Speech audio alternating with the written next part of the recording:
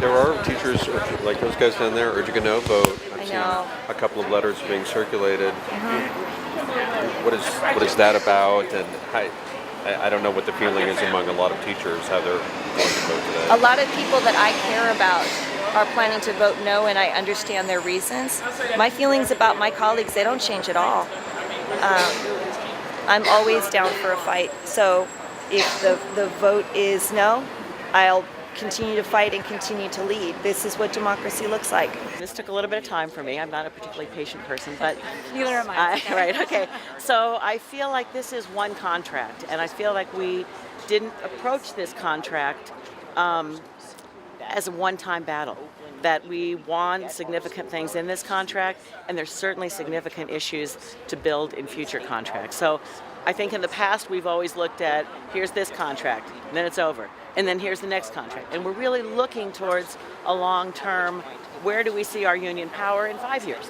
So to me, it's not over, and there's certainly, the nurses certainly have a long way to go in what they need. Class sizes, definitely. I mean, I team teach, so I have 93 students. That's 93 parents to talk to, and that's a lot. So, and I teach a combination 4 or 5. So there's certainly a long way to go in those things, but I have no hesitation in supporting this contract. So this is kind of just like one piece of the bigger It's one piece, and the contract is one thing, the community struggle is another, building for our next contract, keeping up. I mean, we're so organized as a union that this has been a phenomenal experience, and I started my career with the '96 strike, so this is nothing like that was. So it's very empowering, and to see young people taking this up and students with their voices, that to build on this and to continue, I think will be a tremendous thing for the OEA. So if the majority votes yes today, you'll be back in class tomorrow? Yes. And are you excited about that? Absolutely. But if we voted no, I'd be back on the picket lines too. So. My name is Deweeta Woods, and I am a special education teacher here in Oakland also. And one of the things that did not get addressed in this contract is that charter schools do not adequately serve our students who have learning disabilities. They get our special ed money, but they don't service our special ed kids. Should that be legal? If they're getting should special ed money, I mean. It should not at all. It should not be legal at all. And that they're just really using a lot of our public resources. Even when they co-locate in a school, eventually they take over that school. What is co-location? Meaning if a school has a smaller enrollment, so then a charter school will say, hey, okay, you guys have 5 empty classes. We want to come fill up those 5 classes. So then you have 2 separate schools on the same site, but then they create a division between the students. And some of these students have gone to school together since preschool. We've had students come back to us and say, well, they said blah, blah, blah. They may live in the same community, live in the same neighborhood, but they create a division telling them that they're better than this other group, which is not true.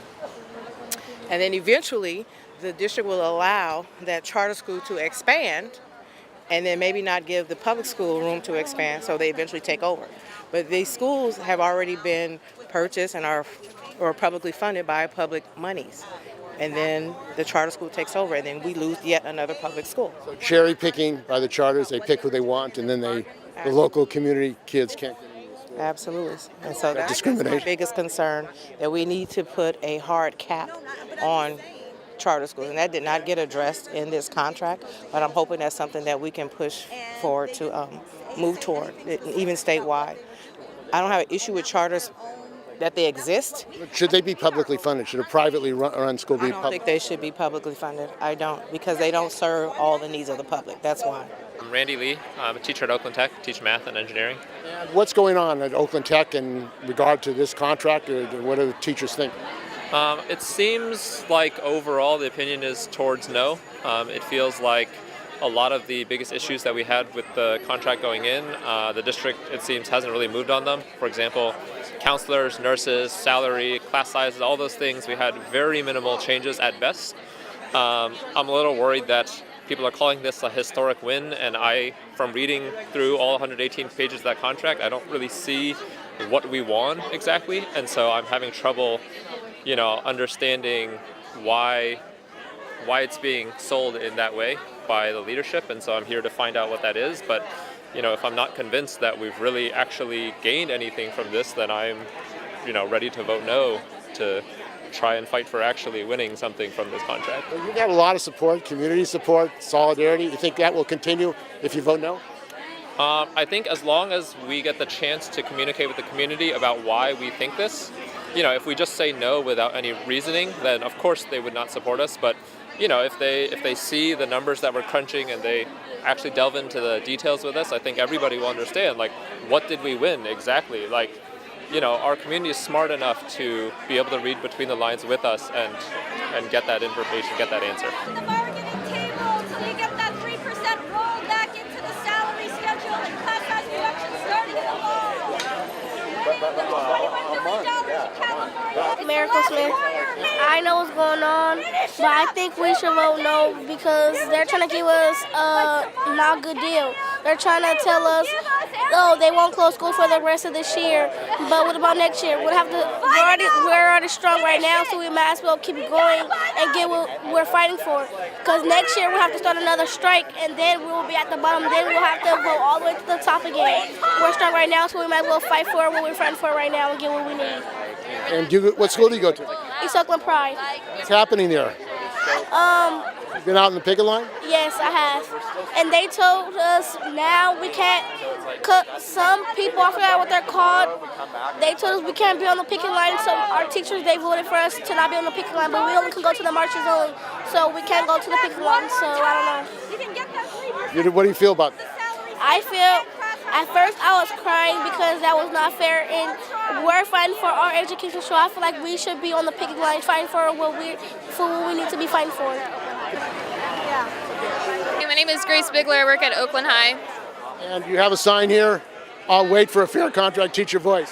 I made this sign a week and a half ago, and it still applies today.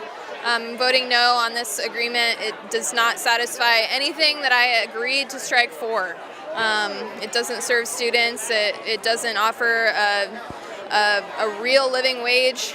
It looks good, but if you look at it closely, it's actually pretty bad. Megan Freeman. And you're here with the sign today, Oakland Teachers Working Class Heroes. I am. I'm so inspired by this movement in our community. And with a yes vote or with a no vote, I just really hope the movement continues and that we can continue to fight for the schools that our kids and our teachers deserve. And what do you think about charters and the privatization that's going on? I think it's unconscionable. I think we need a moratorium on charter schools here. We need to kick them out like San Francisco did and put the public back in public education. And was there a lot of solidarity during the strike? Were you surprised at the kind of community support and that kind of thing that happened in the strike? Yeah, I mean, I'm not a teacher, I'm a community member, but I've been at McClymonds High School in my neighborhood at the picket every morning and serving teachers lunch with Bread for Ed every day. It seems like every day there's more parents and students and bands and like community organizations out with the teachers, and I think whatever they vote, people will have their back and keep fighting. Okay, my name is Jocelyn Tabuada, and I am a rep for the school psychologist. And right now we are working on trying to get our work to rule so that we don't have to do excess work over the 6-hour period we have of to work. And we're doing evaluations. We don't have any cap on initial assessments. And I think it's really vehemently unfair that the RSP teachers have a cap on initial assessments and school psychologists do not. We are constantly asked to do additional assessments over our workload and over our working period of time. So, in this tentative agreement, there is nothing that addresses special education. There is nothing that really addresses the school psychologists will have to wait until 3 years until they get the 1 to 700. Right now I work at 4 different schools, and I have an insurmountable amount of cases and initials and IEPs and everything that I have to prepare for. You really can't take care of the kids the way you want to take care of them. No, I can't take care of the kids, nor are the special ed kids getting the services that they need. That money's still going to charters. That money is still going to charters. So I want the charters to be held accountable. If public monies are going into charters, then their books should be open, and we shouldn't have 24 schools on the chopping block. We should have charters on the chopping block. They should be held accountable. That should have been one of the demands? Should that have been one of the demands of the union? What? Should that have been one of the demands of the union? Yes, this definitely should have been one of the demands of the union. They should have addressed this. They didn't address this. They just merely said that we were planning a moratorium on charter schools, but there was nothing specific other than that. Talk. Yes, that's right. Talk is cheap. That's exactly right, yeah. John Halcomb from Prescott Elementary. And there was a rep council meeting. There's a vote today of the OEA on a tentative contract. What happened yesterday, and what do you think is going to happen today? Yesterday, the vote was split just about, I think, 53 to 50. Today, I don't know what's going to happen. I want to know who's watching the counters, if you know what I mean. It should be done by a third party of some kind. You don't trust the leadership? Trust? I'm a grown-ass man. Why would I be trusting? Why would I do that? Have you heard of Georgia, Florida, United States of America?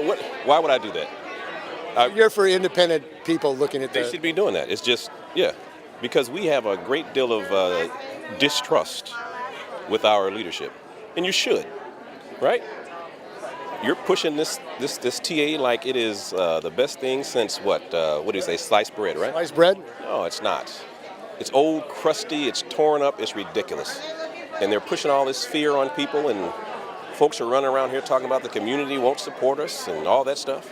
Really? I think the problem with this situation is America does not do history. So you have teachers who know nothing about labor, and they're afraid. They're running afraid. They're running scared of staying on strike. Somebody said, well, the families will not support you. The community, this is Oakland. Really? I guess they forgot. This is Oakland. My name is Marjorie Lee, and I'm a resource specialist in special ed at Martin Luther King Elementary School. And I think at this point, I'm still thinking of the way I'm going to vote, listening to information here today. Have you read the contract, proposed contract? I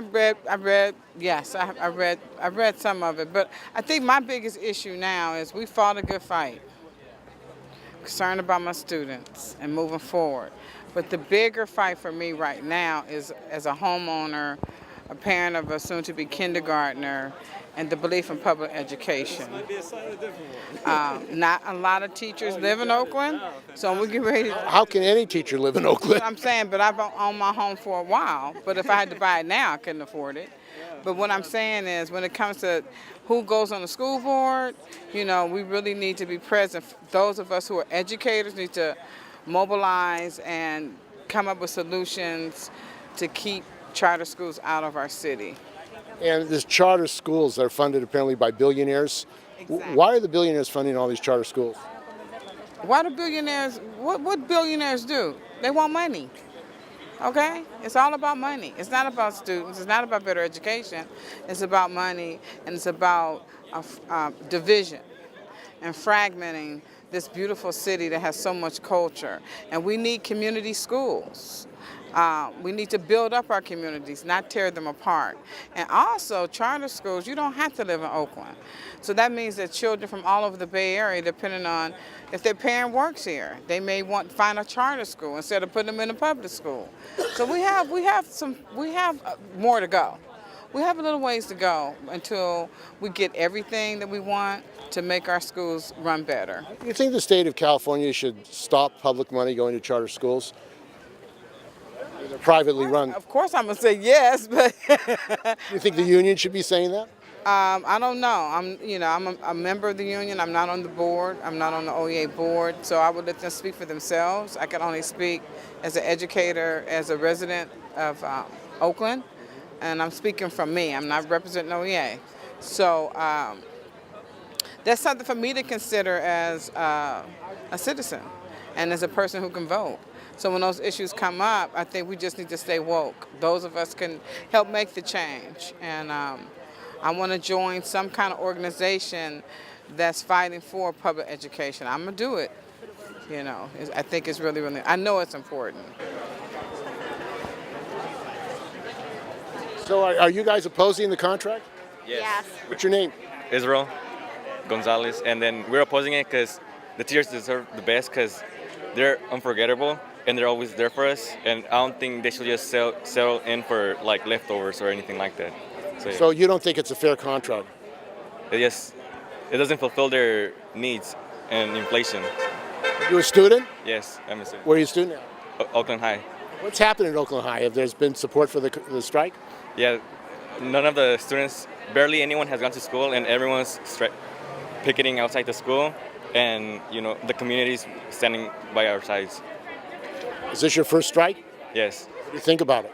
Well, I think the community is doing well by supporting our teachers, and I stand with them. Maureen Daggett. I'm concerned about the class sizes. I think it should be how many students per teacher, not just one less student. And where do you teach at? I'm retired. You're concerned that this isn't going to really change the situation in the classroom.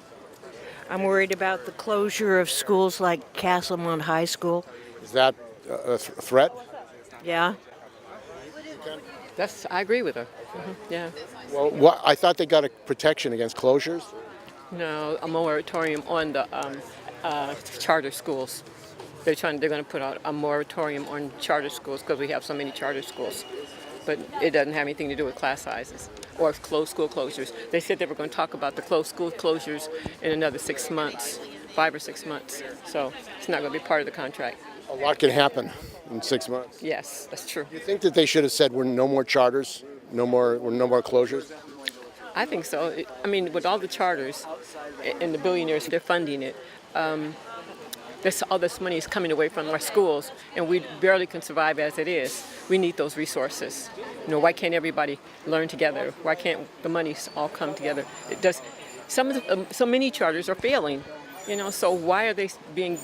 They said what I was told is that they started the charters and then it just went out of crazy. Which went crazy. They kept letting more and more come in. So it's like a cancer. Yes. Yeah. But I mean, closing public community schools and then opening up new charters, does that get your goat? I was born and raised here. I graduated here. Oakland did well for me. I got a scholarship, went to school. I've been gone for a long time. I retired, but I came back here to get back to Oakland.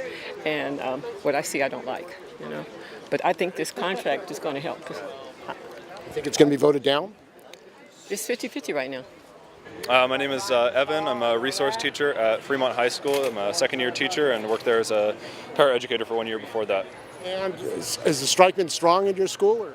Yeah, my site has been very strong. We've held very strong pickets, and we've actually sent delegations of teachers to other schools to help support them where they have less teachers, or if there's teachers that have been crossing the picket line, we've helped to make their picket stronger. So what is your view about this tentative contract agreement that the OEA leadership is supporting?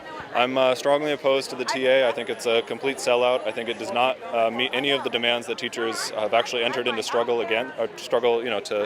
to fight for. And one of the main issues is the pending closure of a third of the district schools, which the union has totally abandoned. They basically have been posturing for the past 3 months as opposed to these school closures, and when push comes to shove, they're allowing it to go forward. And I think that is an immense betrayal. It's going to completely undermine any aspect of the TA.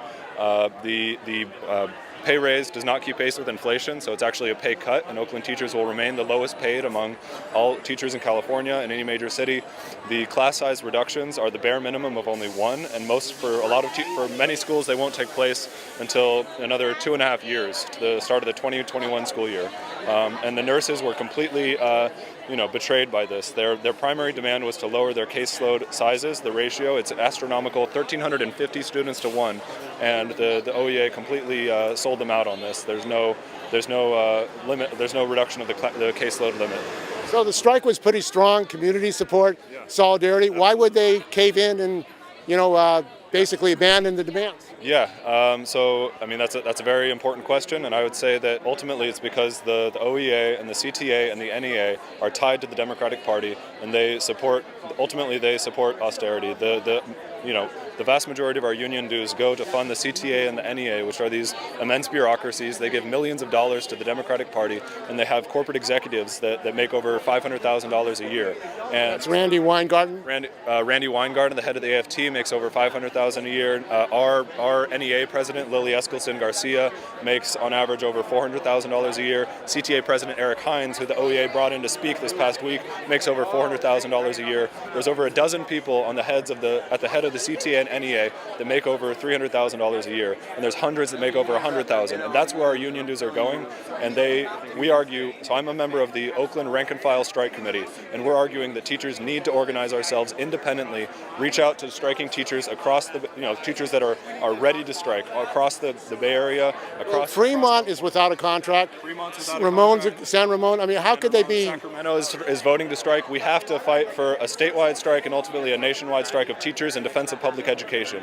And ultimately, we have to turn out to the working class. The dock workers have essentially been begging us to occupy the port and to shut down the port as part of this strike. They've been calling for a general strike. There's mass sentiment within Oakland teachers for a general strike, and we have to organize that. And the UPS workers, there's thousands of UPS workers across the Bay Area who were betrayed last year by the Teamsters. They pushed through a rotten contract in a totally anti-democratic fashion.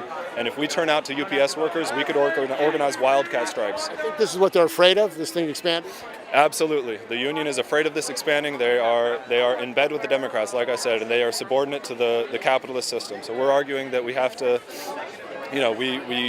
we can't remain tied to this. One of the most significant events in this strike happened on Friday when OEA President Keith Brown, we were basically told to picket outside La Escuelita, where the school board was scheduled to hold a meeting to cut $30 million in budget cuts. So we were asked by our SEIU brothers and sisters to go picket this meeting to prevent it from taking place. The meeting was scheduled to start at 2 o'clock. At 2:30, Keith Brown drove by in a pickup truck and announced on a loudspeaker, "These pickets are off, and we need to," he said, "We've reached a TA, go home, abandon the pickets, abandon our SEIU brothers and sisters." And a lot of teachers left to do that. The only way that we were able to I am a teacher. I'm a teacher at Fremont High School in Oakland. I'm a teacher at another public high school. Okay, you're getting your information. Okay. I was there. That's not true. That's exactly what happened. Okay, good. Yeah, he called off the pickets at 2:30. Rank and file teachers organized independently with the SEIU to prevent the board meeting from happening.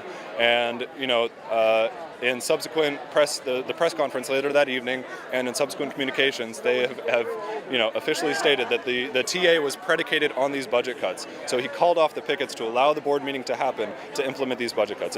One of the issues you're calling for workers' committees, independent workers' committees. Yeah. Does that mean you're not going to work inside the union? I mean, we are appealing to rank and file teachers within the union to organize ourselves independently. We argue that we can't be subordinate to these bureaucracies, these union bureaucracies. Couldn't you have an independent caucus inside the union? I mean, we're socialists, and we're opposed to the perspective that the unions can be reformed. I think that the history of the past 4 decades demonstratively states that it demonstrates that the unions have become anti-working class organizations. But that doesn't mean you shouldn't work in the unions against the union bureaucracy, does it? I mean, this slate, Keith Brown and Ish, were elected as the radical slate. They're supposed to be the reformists. They're supposed to be the end result of these efforts to reform the unions. We need to form our own independent organizations. My name is Zach Bell. I'm teacher at Oakland Seoul School of Language, which is a district school in East Oakland on 70th International. I'm a 6th grade math teacher. I'm also the union rep from our school and picket captain. We're a small school, only 8 teachers. So we had a dispute about what happened on Friday. What happened on Friday, and what were the issues? Why were people picketing? Well, I mean, there was definitely confusion, and if he was at the rep council meeting last night, he would know that Keith Brown apologized for that confusion, our president. What was the confusion? The confusion was that there was text that went out saying we should stop picketing, and that was a problem. But I was there till 6:15, and we shut down the school board meeting. Yeah, there was confusion, no question. We had just reached a tentative agreement. It was very confusing. But who did the text go out from to shut down the picket line? I don't know, but I assume from OEA. And people were pissed, and they should be pissed. I was upset. But saying that our president came by in a pickup truck and said we should abandon our SEIU brothers and sisters couldn't be farther from the truth. In the contract, there may be layoffs of SEIU members. What do you think about that? The staff cutbacks that may come in the contract? So I didn't see anything about that in our tentative agreement, and I think there's a lot of confusion right now between what actually goes in a contract and tentative agreement versus other bargaining proposals. So for example, there are people out here who are, like this table right here, I asked them, why are you saying vote no? Why are you giving out coffee to people saying vote no? And they say, oh, because there's still school closures and there's charter expansion, and that's, and we can do better on that. That is literally not legally part of what a contract is about. That is not in our contract at all. So you couldn't stop the charter expansion by a strike? We absolutely could, but it's a completely separate campaign. It is not part of our bargaining with our contract. It is about putting pressure on the school board and unseating school board members. It is a separate process where we cannot, the bargaining team can't say, we could strike for 3 years and they can't change Some of the people here, the teachers, are arguing this moratorium is not a long time. It'll end in the summer. And that if there was a serious moratorium, it would at least go on for a year, because they will close schools after the moratorium in the summer. Sure, you got to understand, if there was nothing about there shouldn't even be anything really about school closures or charter expansion in a contract. Why not? Because it is a separate. Okay, the only reason anything was passed related to this is because there was so much pressure that Amy Ng, the president of the school board, decided of her own. She had to even go to a separate building to write this resolution, because it is not part of the contract, that she said, like, of her own accord, we're going to put a pause on school closures for 5 months. Isn't that part of negotiation? She did that as a result of your strike. Apparently, that as part of negotiations. Well, you'd have to ask the bargaining team how that went down, but it is not part of bargaining our contract. There's nothing in our contract that can be about.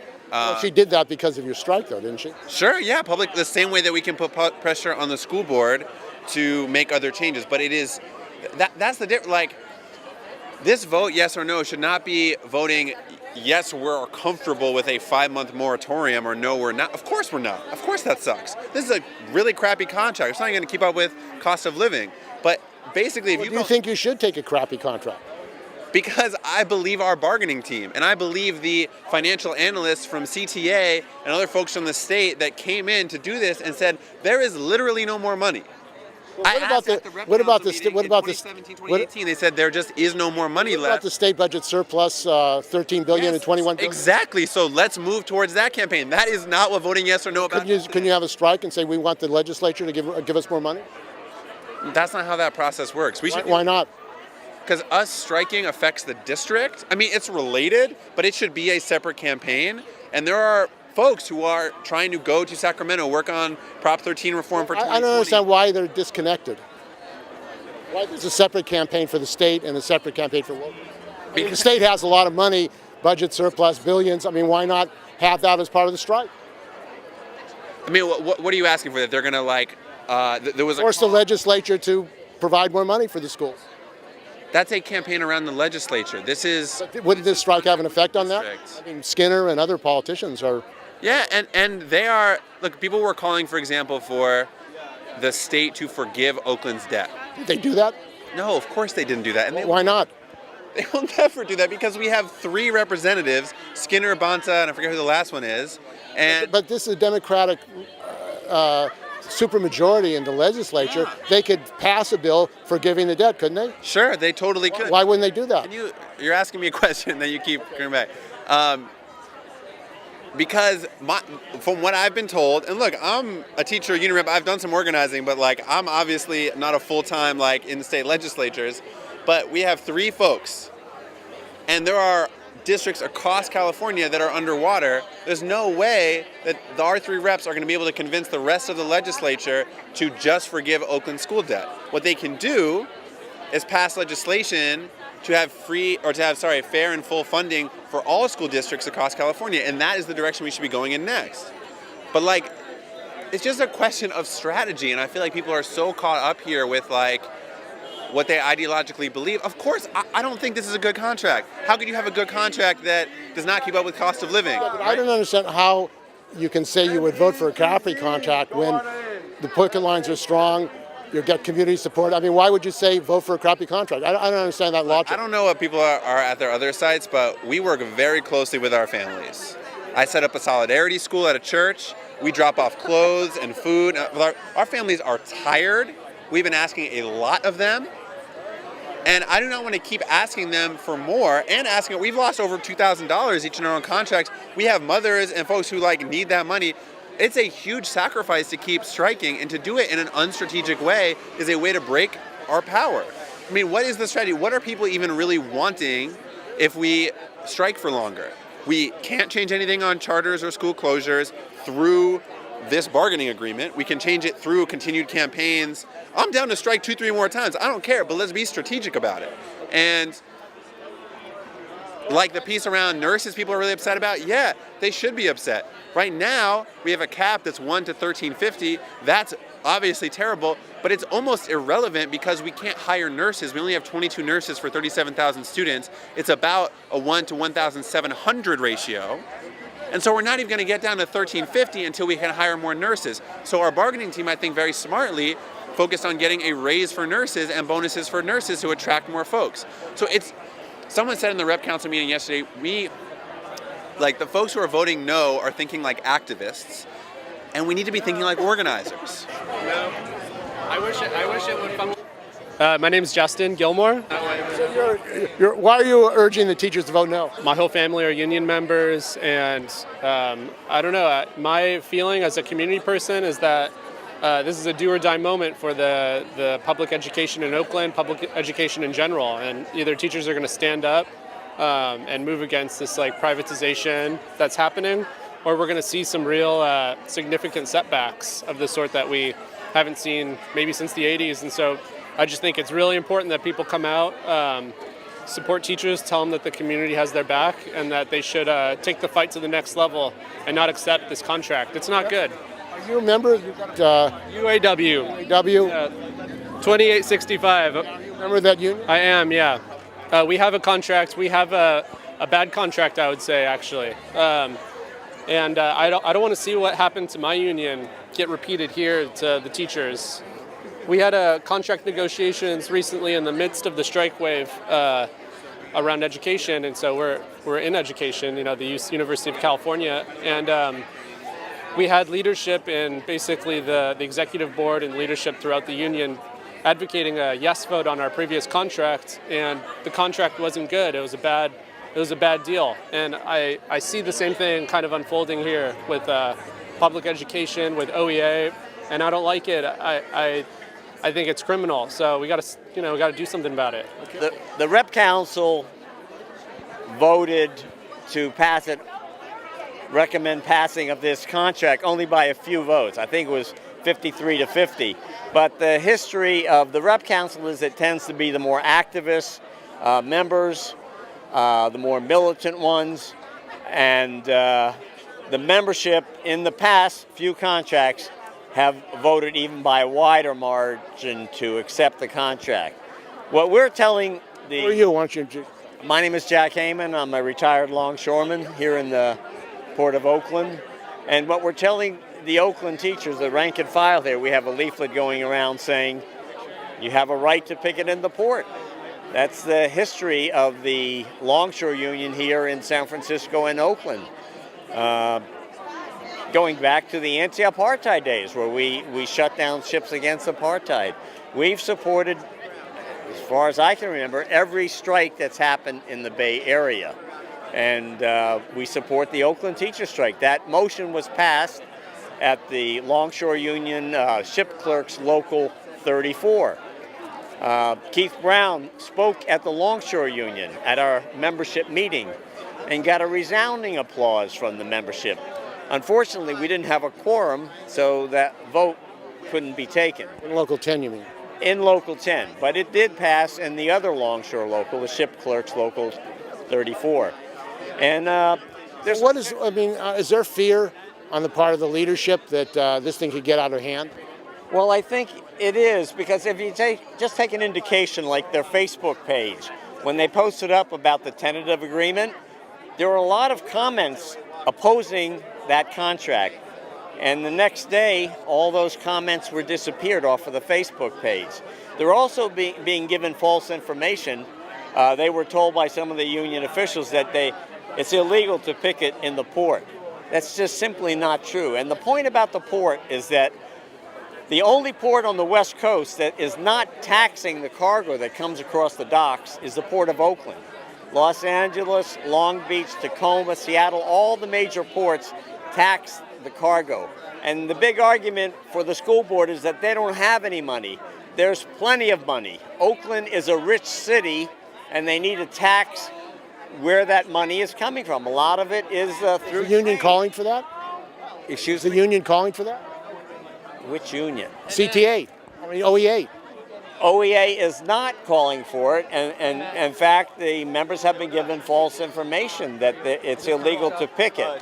I spoke at the Rep Council a couple days ago and explained that even the top CTA attorney in Los Angeles said that the teachers do have a right to picket in the port. That's public property. The roads are public, and they have every right to picket in the port. And from past experience, I can tell you, longshoremen will support a sanctioned picket line like the Oakland teachers have. And what would the effect be? The port would be shut down. That would be a powerful statement to send to the powers that be in the city of Oakland. And the CTA has 325,000 members. It has a lot of power, millions of dollars, yet California is still giving money to charters and privatization with the Democratic legislature. What should the unions be doing? Well, the problem is that the top union bureaucracy in the teachers union is conservative. They've not really made a real challenge against privatization through charter schools, and that's been happening around the country. The majority of the school board here in Oakland are members who are in favor of charter schools, in opposition to public education. That's the majority of the school board here, and they're being funded by billionaires. This is a phenomenon that's happening across the country, and it's supported by both the Democratic and Republican parties. What I've said all along in the Longshore Union, it's time we have our own party. We need a workers' party in this country to represent the working class in struggle. And this is a good example, the OEA. The Democratic Party is behind them taking this concessionary contract that doesn't stop charter schools, that really doesn't stop the closing of the schools. So we need a political party that's really going to represent the working class. Yes, my name is Carlos Taboada. I'm a retired teacher from West Contra Costa. And you've been involved in the struggle against privatization, charters. This is an issue in the strike here, the Oakland Education Association. Why is this becoming a big issue? Los Angeles here, what's happening? Well, I think the tide has come to a point that people are beginning to realize that charter schools are really not doing the job that they were allegedly supposed to be doing. And particularly here in the case of Oakland, a study was published recently where they found that Oakland is subsidizing the charter school industry to the tune of $57 million a year. And that is the case for every district where we have charter schools. They are really an autonomous district subsidized by the public school system. And these teachers have slowly but surely becoming aware that this is hurting public education. It's hurting our ability to give a quality education for all our kids. And they say that they're going to get a moratorium for 6 months or something like that.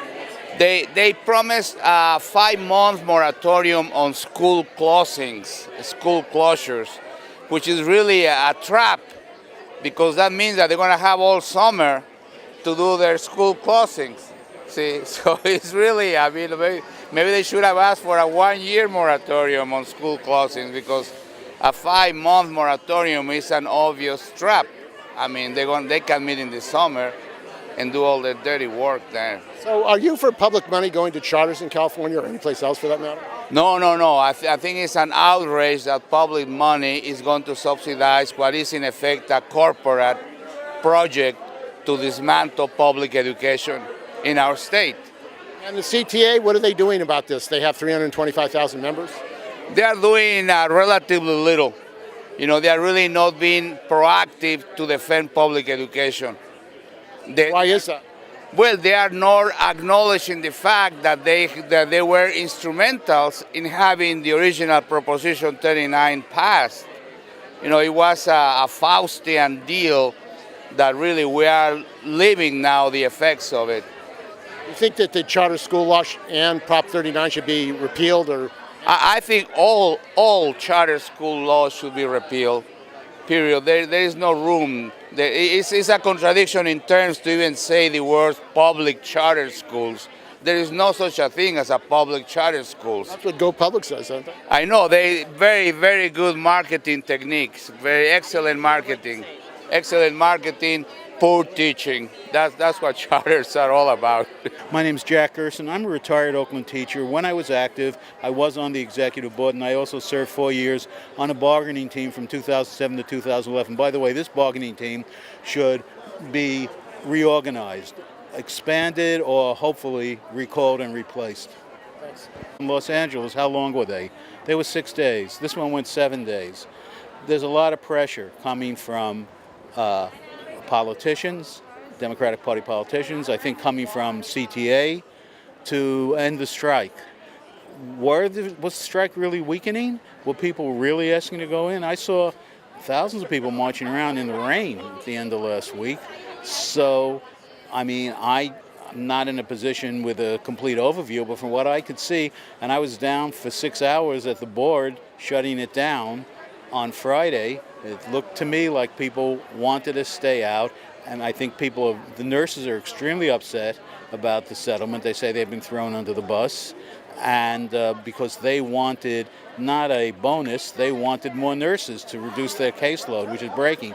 I know the nurse at Castlemont, where I used to teach for years. She is an outspoken opponent, and she spoke at the cluster meeting and at rep council against it. And so did several other nurses. Well, why, if they see the strength is growing, you're saying that the CTA, the politicians wanted this shut down, and that's the reason that Keith Brown and the leadership of the union changed? I think there was especially pressure put on when they heard that we were going to the port on Tuesday and that it was an almost unanimous vote in rep council. They dragged their feet on getting that. Should have been done this past week. They don't want we're going to disrupt business as usual. They know from Occupy what that means. And if that happened, next stop would be going after Shorenstein and real estate speculators who are driving housing costs through the roof. They don't want that. Corporate Oakland doesn't want that. They wanted to get rid of this disruptive thing, nip it in the bud. That's why I think it ended. And I think there was tremendous pressure exerted on Keith and others, who you have to say did a great job of mobilizing people, you know, and getting people out. It's too bad that that's not being continued. My name is Allison, and I work at Dewey Academy. I'm a math teacher. So what's happening at Dewey Academy? Was it a strong strike center? It was very much a strong site center. Most of our staff showed out. We were all a part of all the rallies and the marches, and we were pumped up because we all believed that there needed to be some changes in regards to the issues that led us to the strike. And there's a contract ratification tentative agreement. What do you think about so far? I mean, it's been listed. What are your views on it? Well, I'm in line to vote, and I feel like everybody has an opinion, and I will be doing my vote based on what I think is right for me as a teacher and for our students and the community. Now, charters, what is the role of charters in Oakland? So I'm a second-year teacher, so I'm just getting to know the impact that charter schools have on our public education. From what I know, seems like it's having a drastic effect on public schools as far as financing and enrolling in students. They seem to have different rules of how they can, get their money based on hours, is based on attendance. So it seems like there's an issue around that for sure. And the district says they don't have any money. They can't afford all these things. What's your response to that? All districts say they don't have money. So that's my opinion on it. That's your math. Right. I'm a math teacher, so My name's Ann Razulis. And you're a member of OEA? No, I'm not. I'm actually a Montclair Elementary and Oakland Tech High School parent.